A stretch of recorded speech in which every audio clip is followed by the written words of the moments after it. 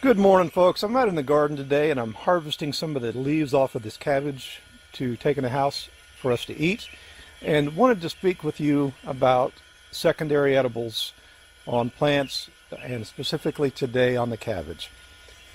If you live in the city somewhere and you're growing in containers because you just don't have the option of putting in a garden, this topic is going to benefit you greatly.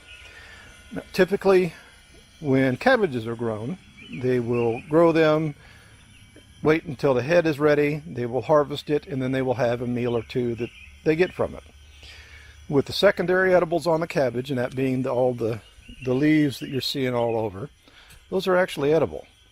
You can come out here every week and take a leaf or two off of this cabbage plant, take it in the house, and eat it. It's not going to negatively affect the plant. It's actually good for it, and it's going to provide you with a lot more meals. So instead of harvesting a single head of cabbage, getting one meal, maybe two meals off of it, for months while that head is developing, you can be getting weekly meals out of your garden. Great idea, isn't it? It's not mine. Somebody else came up with it, somebody a lot smarter than me, but I'm starting to do this in our garden. Admittedly, the secondary edibles is fairly new to us. We're still trying to figure out lots of ways in which we can introduce them into our diet and eat them. Still working on it. But these are great for smoothies. These are great for those of you that juice. You can use these leaves in stews and soups. There's a lot of different ways that you can use them. I'm not really good at it yet. We're still trying to figure it out, but we're learning. All right, so what leaves do you want to harvest? You want to take the leaves that are the lowest lying and closest to the ground. Any cabbage plant that you have where the leaves are overlapping. And let me try and back up here and show you. I did just prune these guys, but as you can see here, I still have some leaves that are overlapping. That leaf on the left plant is competing for light with the one on the right. That leaf is one that I'm going to prune off when I'm done here. And if you look a little bit further down there, you can see a lot of that going on. There's a lot of leaves that are overlapping. Now, I did not prune this last week like I needed to, so I'm a little bit behind here. Ideally, it never gets to this point.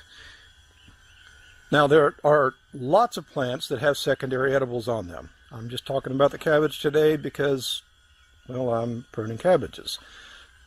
It's a weekly source of food for you and your family, and with just a little bit more work, no additional cost, you're going to get a lot more meals out of your garden. I'm not going to go through and list all of the secondary edibles for you.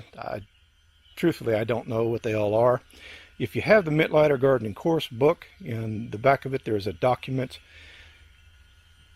and it lists all of the secondary edibles of the plants that you're typically going to see in your garden. All right, folks, I'm going to shut this down and get back to work. As always, if you have any questions for us, we'd be happy to try to answer them for you in the comment section, or you can join with me in the Mittleider Gardening Facebook group to ask questions pertaining to the Mittleider Garden.